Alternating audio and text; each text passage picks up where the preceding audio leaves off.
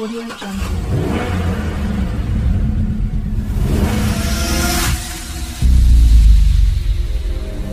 What's up mga tropa, kamusta kayo ngayon dyan? Medyo matagal tayo hindi nakapag-upload ng videos dahil nga mahabang pinto. So ipipinto ko na lang sa inyo pag hindi na tayo busy. Mayroon tayong Honda Civic 2017 model 4-cylinder. Itong sasakyan na to galing to sa ibang shop, bali nirekomenda to sa akin. So customer concern nito ay engine cranking but no start. Mga katropa, ipakita ko sa inyo kung paano ba ako mag-diagnose ng ganitong concern ng customer na engine cranking but no start. So ang unang-una yung gagawin ng mga katropa, i-check nyo muna yung coil kung mayroon siyang kuryente. Tapos yung fuel, tingnan nyo kung mayroon siyang lumalabas ng fuel.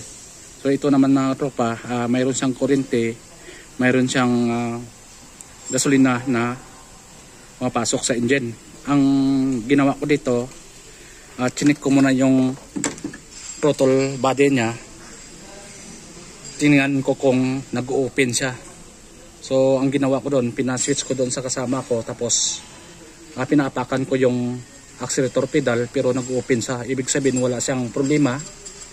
Tapos naman, nung tapos na tayo dyan, chinik ko yung compression niya kung mayroon siyang compression. Maganda yung compression nito. Nag-decide ako na buksan yung valve cover nito mga tropa dahil chinek ko yung timing. Ngayon, yung timing niya wala sa timing mga tropa dahil itong exhaust camshaft niya bali tumalon. Sawi radyahada. Yan no. Ayaw umikot. Siya pabalik. Sawi radyahada. Yan o, yan. Ito yung may problema, yung exhaust camshaft niya. Hindi mo talaga mapaandar yan. Ito yung timing mark niya, yung intake, nakaganyan dapat yung timing mark niya. Tapos yung exhaust naman, ito. So sobrang layo mga tropa, dapat dito yan o. Tapos yung camshaft niya, dapat nakaganon yung swivel niya. Yung swivel nito nakaganon. Saka yan o. May tama yung camshaft niya. Ito. Saka yan o. Tignan nyo naman yung sa loob na yun o. May kain na siya. Ang ginawa ng ibang shop to, nagpalit ng alternator, nagpalit ng baterya, bago yung baterya, bago yung alternator nito. Saka yung starter niya, bago yung starter niya.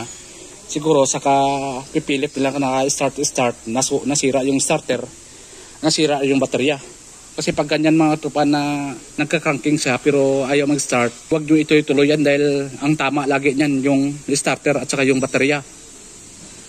Pag isang bisis pa lang na ayaw na mag-start, pahingahin nyo muna yung starter, palamigin nyo muna, tapos start nyo uli. Ngayon pag ayaw pa rin umandar, ibig sabihin mayroon siyang problema. Yan nga, kagaya yung sinabi ko sa inyo, pag nag-basic troubleshoot muna kayo, check nyo muna yung coil. Tingnan nyo kung may kuryente, injector nya, tingnan nyo kung mayroong lumalabas na fuel. So ito nga, mayroon siyang kuryente, mayroon siyang fuel na lumalabas pero ayaw mag-start. So chinik natin sa scanner, wala siyang trouble code. Pag ganun mga tropa, proceed na kayo agad sa may mechanical. Pag wala sa timing mga tropa, aandar siya pero palyado siya. Pero pag sobrang talon yung timing niya, andar siya pero hindi magtuloy.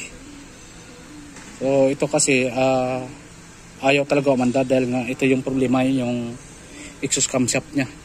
Check up na natin to, bali diagnose na natin to mga tropa. Pinabalik natin yung mga tinanggal natin dahil nga wala pang budget yung customer. So pinabalik natin yung mga tinanggal natin dito. Yan si Mr. Salah from India. Ito masisipag ng mga tao na to. Kahit anong utos mo dito, gagawin nila. Pasensya na kayo mga tropa kung matagal tayo hindi nakapag-video dahil nga una-una medyo nagkaroon kami ng problema dito sa may shop namin.